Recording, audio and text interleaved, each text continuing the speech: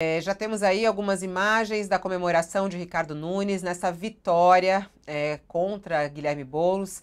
Tem o áudio aí para a gente ouvir?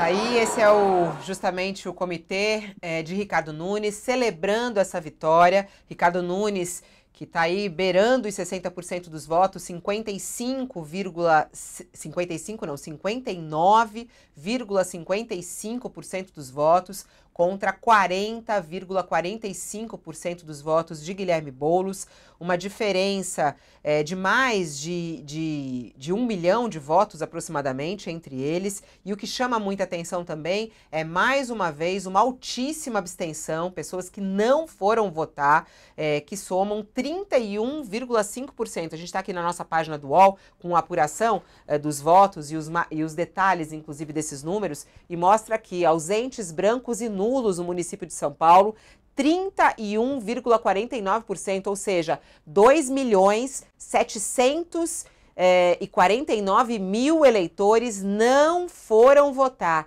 não apareceram. Um número maior, inclusive, dos votos de Guilherme Boulos. A abstenção ganha até, inclusive, de Guilherme Boulos, segundo os números da Justiça Eleitoral. E a gente tem também aí o número de votos brancos e nulos, 38,62% não escolheram candidato, segundo os dados do Tribunal Superior Eleitoral. E isso também revela muito, né, sobre a decepção até dos eleitores, né, Carla? O resultado das eleições também tem que ser visto por isso. Essa eleição e essa confirmação da vitória de Ricardo Nunes, ela não demonstra uma alegria do eleitor em geral em São Paulo, uma satisfação do eleitor em geral. Isso as pesquisas de intenção de voto já mostravam, né? Sim, mostravam, Fabiola. E a gente lembra, né, que nessa reta final das eleições, a cidade de São Paulo sofreu com apagões de dias, chuvas, tempestades, e nem isso foi capaz de tirar a vitória do Ricardo Nunes. Mas esse número que você traz de abstenção é muito importante. E aí, o dado que o Josias traz também sobre o eleitor escolher o menos pior, realmente faz com que a gente olhe para a cidade de São Paulo com um momento de política desgostosa, né? E de fato, assim, o eleitor ele não está estimulado a votar, ele vota sem convicção e ele vota no menos pior. Então, realmente é um combo que é preciso a classe política da cidade de São Paulo, né, olhar para isso com mais atenção. Porque, por exemplo, essa abstenção, eu imagino que aí tenha um percentual grande dos eleitores do Marçal, né? Um número, como você falou, um volume Mas, dos votos do Carla, Marçal. só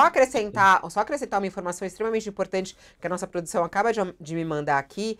Essa é a maior abstenção, inclusive Entendi. maior do que na época da pandemia. A gente falou muito sobre abstenção na pandemia, em 2020, na eleição municipal, que ela chegou perto de 31%, mas foi 30,81%.